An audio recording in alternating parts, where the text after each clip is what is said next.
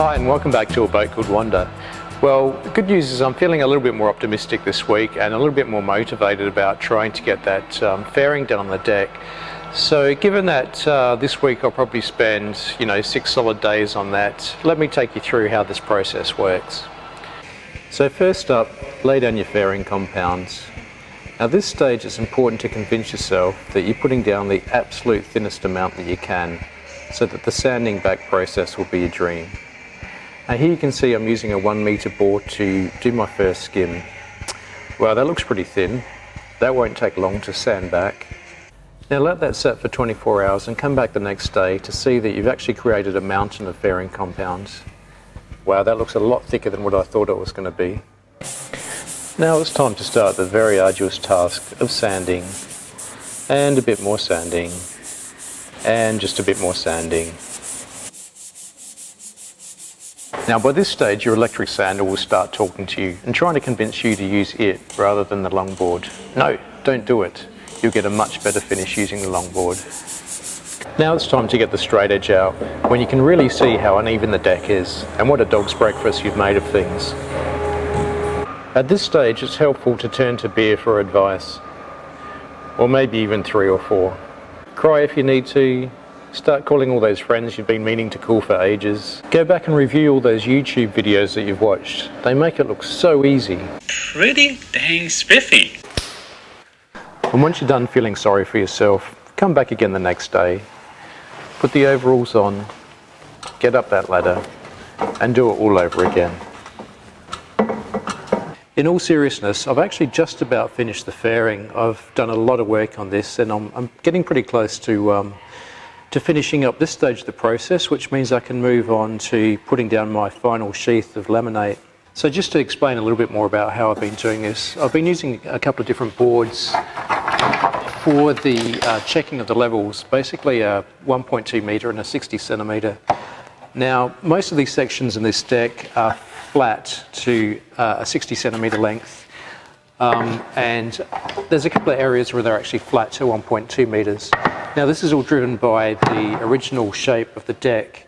So I start off up against the coach roof where the original deck is left, and try and get a straight edge on that to see what sort of length of straight deck I have. And what I've found with this boat is basically there's really not that much of the boat that's absolutely straight. It's always sort of undulating a little bit, and also the deck is designed to curve a little bit. Therefore there's no point in trying to make the deck perfectly straight. All I'll do is end up using a lot of filler and have a lot of thickness there, which isn't ideal. So they're being used to get the sort of longitudinal fairness of the deck. Now getting the sideways fairness of the deck, or that curve, is a little bit more tricky. I've been experimenting with a few different things to try and find a way to get that curve in. So one of the things I've got here is just some right angle plastic, which I've cut up in notches to allow it to flex. And I sort of use this to gauge the shape of the deck. This isn't strong enough to pull back the fairing compound. So for that I've been using these flexible spatulas to try and help get this curve down the side. And this allows me to bend this a little bit with my hands, and then I can just sort of get a skim on and come back this way to get that curve. So there's one section left that I've got to do to try and get more of a curve in the deck. It's a little bit flat where the new laminate is being laid on top of the foam core. So I'll just show you how I do that now. The most important thing about mixing up the fairing material is everything needs to be super clean. Any grain of dust or sand or any sort of particle in the compounds will create a line when you scrape it along the deck. So yeah, everything's sort of crystal clean around here, and clean buckets, clean sticks, mixing sticks. I've been keeping the epoxy in that insulated cube that I've made, and I've kept the temperature to about 20 degrees, so it flows really nicely, it's quite fluid. The fairing mix that I'm using is 20% colloidal silica and 80% microlite. And this is basically straight off watching Andy from Boatworks, who mentioned this. And apparently the colloidal silica just stops it from sagging a little bit. I need to put this on.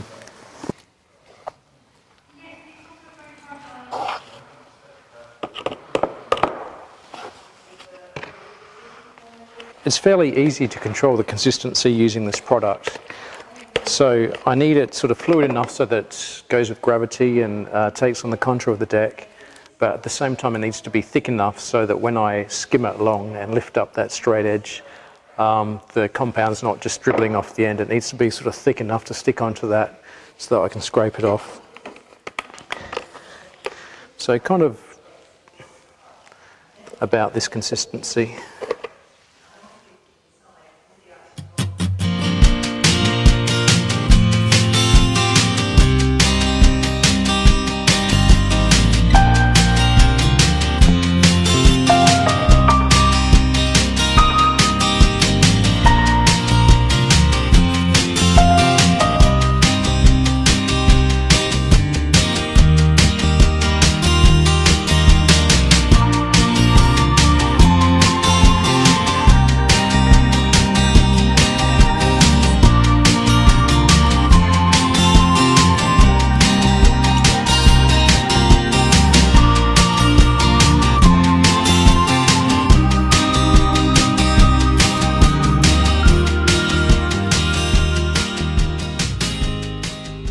I want to start working on those deep cracks that are around the edge of this coach roof. I'll show you these down here. There's some quite large cracks along this part here. The gel coat is really thick down here, and that's probably contributed to why they've got cracks here.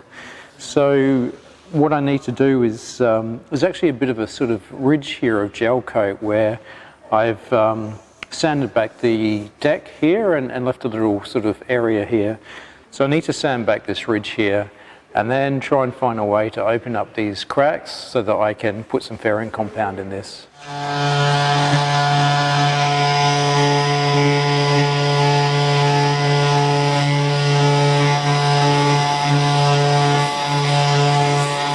Okay, well that's cut back a lot of that gel coat that was really thick down there. I guess it's because it's sort of that curve, and when they laid up the mould you get a lot of the gel coat running down to that part.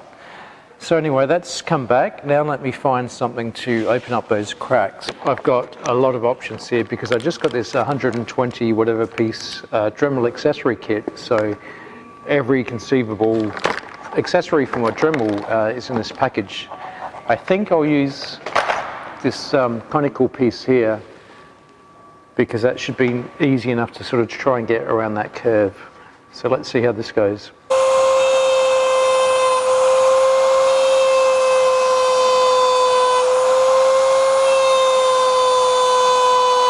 Okay, that seems to have worked. So I've got those cracks widened open a little bit now. So that should allow a better bonding with some filling compound to fair that. Okay, so I've opened up all these cracks along the bottom of the coach roof. I've got my filling compound here, and with this fairing compound I made it a little bit thicker than normal because it needs to stick to this almost vertical surface of the coach roof. So let's get started. I'll just do a little test section here where I've got these 3 cracks which are quite pronounced.